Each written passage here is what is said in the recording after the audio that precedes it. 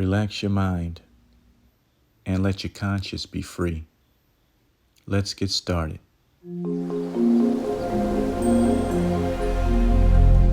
Hi guys, welcome back. Okay, cleaned off the pavers.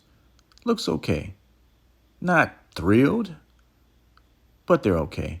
Need a few more to reach the fence here. I'll get them. I'll get it done. I'm gonna add some new mulch. All right, the lilies. Look, oh, I hate these spiders. Look at this. Just look at this. Ridiculous. I hate them. All right, the perennials. I brought them over here to get them out the way. They still have some use. Didn't want to throw them out, but they'll be good back here. So your former president is facing indictment. Look, folks, I'm going to tell you, and I'm going to tell you something that you're not going to like. It's not going to work. I don't know how the current president beat him in the election, and I'm not here to judge. I have no dog in the fight, but I'm not stupid either. I think the only one that could beat the former president is First Lady Obama. The former president won't do a day in jail. Trust me on that. He'll be able to run. Look, I'll tell you why he won.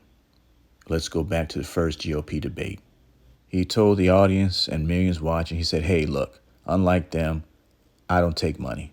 I don't take money under the table. They do. I have my own money. In that very moment, he won because voters, people didn't have to worry about him selling them down the river for money. That's why that man won.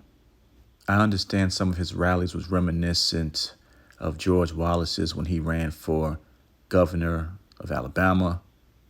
But you know what? As repulsed as you are by him, he is nothing more than a reflection of America.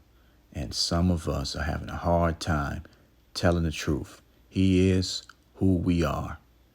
Well, ran out of mulch, but don't worry. There's plenty more where that came from. Trust me on that. I'll get it together. You know the motto. Take care of your families. Take care of your bodies. Take care of your lawns too. Bye.